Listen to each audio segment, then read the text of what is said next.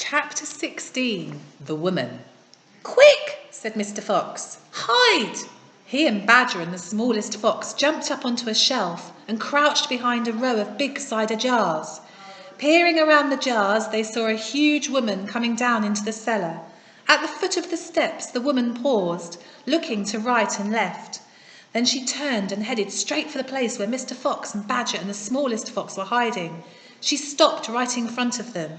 The only thing between her and them was a row of cider jars. She was so close, Mr. Fox could hear the sound of her breathing. Peeping through the crack between the two bottles, he noticed that she carried a big rolling pin in her hand.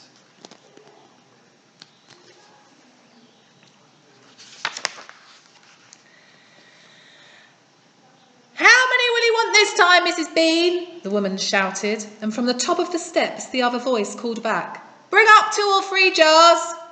"He drank 4 yesterday, Mrs. Bean." "Yes, but he won't want that many today because he's not going to be up there for a few hours longer. He says the fox is bound to make a run for it this morning. It can't possibly stay down that hole another day without food."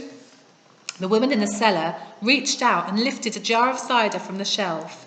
The jar she took was next but one to the jar behind which Mr. Fox was crouching.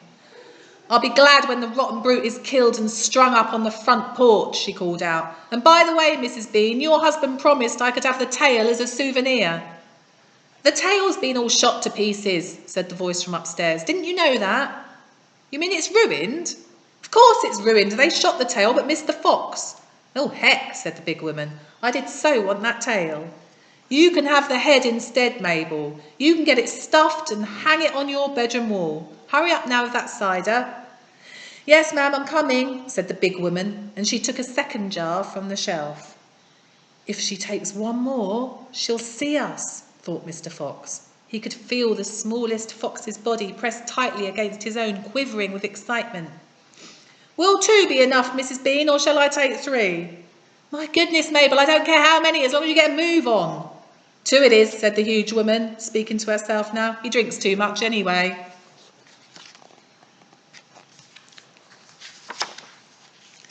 Carrying a jar in each hand and with the rolling pin tucked under one arm, she walked across the cellar. At the foot of the steps she paused and looked around, sniffing the air. "There's rats down here again, Mrs. Bean. I can smell 'em." "Then poison them, woman, poison them. You know where the poison's kept." "Yes, ma'am," Mabel said. She climbed slowly out of sight up the steps. The door slammed. "Quick," said Mr. Fox. "Grab a jar each and run for it." Rat stood up on the high shelf and shrieked. "What did I tell you? You nearly got nabbed, didn't you? You nearly gave the game away. You keep out of here from now on. I don't want you around. This is my place." "You," said Mr. Fox, "are going to be poisoned." "Poppycock," said Rat. "I sit up here and watch her putting the stuff down. She'll never get me." Mr. Fox and Badger and the smallest fox ran across the cellar, clutching a gallon jar each. "Bye, Rat," they called out as they disappeared through the hole in the wall. "Thanks for the lovely cider." "Thieves!" shrieked Rat. "Robbers! Bandits! Burglars!"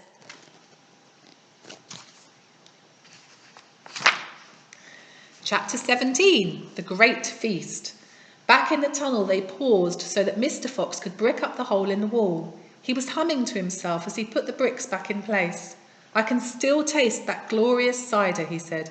"What an impudent fellow Rat is." "He has bad manners," Badger said. "All rats have bad manners. I've never met a polite rat yet." "And he drinks too much," said Mr. Fox, putting the last brick in place. "There we are. Now home to the feast." They grabbed their jars of cider and off they went. Mr. Fox was in front, the smallest fox came next, and Badger last. Along the tunnel they flew, past the turning that led to Bunce's mighty storehouse, past Boggis's chicken house number 1, and then up the long home stretch towards the place where they knew Mrs. Fox would be waiting. "Keep it up, my darlings," shouted Mr. Fox. "We'll soon be there. Think what's waiting for us at the other end. And just think what we're bringing home with us in these jars. That ought to cheer up poor Mrs. Fox." Mr. Fox sang a little song as he ran. "Home again, swiftly I glide, back to my beautiful bride. She'll not feel so rotten as soon as she's gotten some cider inside her inside." Then Badger joined in. "Oh, poor Mrs. Badger," he cried, "so hungry she very near died. But she'll not feel so hollow if only she'll swallow some cider inside her inside."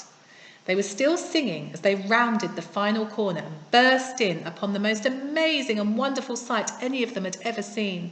The feast was just beginning. A large dining room had been hollowed out of the earth, and in the middle of it, seated around a huge table, were no less than 29 animals. They were Mrs. Fox and 3 small foxes, Mrs. Badger and 3 small badgers, Mole and Mrs. Mole and 4 small moles, Rabbit and Mrs. Rabbit and 5 small rabbits, Weasel, Mrs. Weasel and 6 small weasels. The table was covered with chickens and ducks and geese and hams and bacon, and everyone was tucking into the lovely food.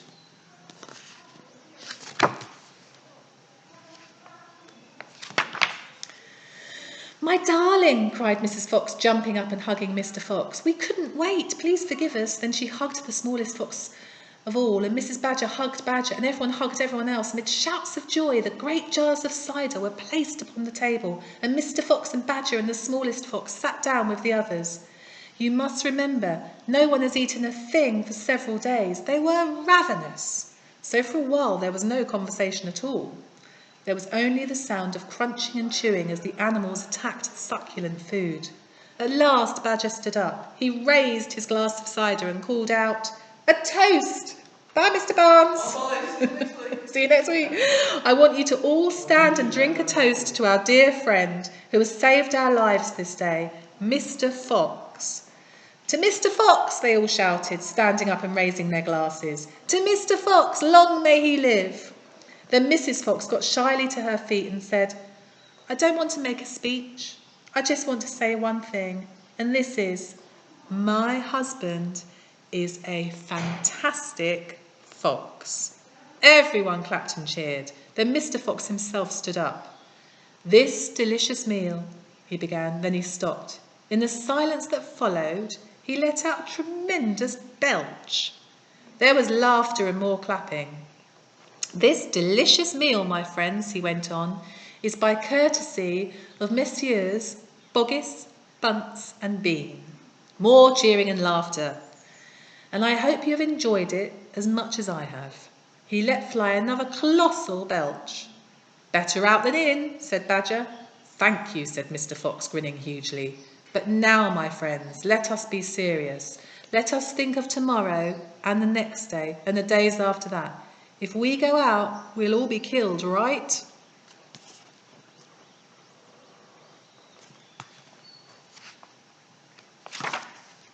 "Right," they shouted. "We'll be shot before we've gone a yard," said Badger. "Exactly," said Mr. Fox. "But who wants to go out anyway? Let me ask you that. We're all diggers, every one of us. We hate the outside. The outside is full of enemies. We only go out because we have to get food for our families. But now, my friends, we have an entirely new setup. We have a safe tunnel leading to 3 of the finest stores in the world." "We do indeed," said Badger. "I've seen 'em." "And you know what this means," said Fox. "It means that none of us need ever go out in the open again." There was a buzz of excitement round the table. "I therefore invite you all," Mr. Fox went on, "to stay here with me forever." "Forever!" they cried. "My goodness, how marvellous!" And Rabbit said to Mrs. Rabbit, "My dear, just think, we're never going to get shot at again in our lives." "We will make," said Mr. Fox, "a little underground village with streets and houses on each side, separate houses for badgers and moles and rabbits and weasels and foxes. And every day I will go shopping for you all, and every day we will eat like kings." The cheering that followed this speech went on for many minutes.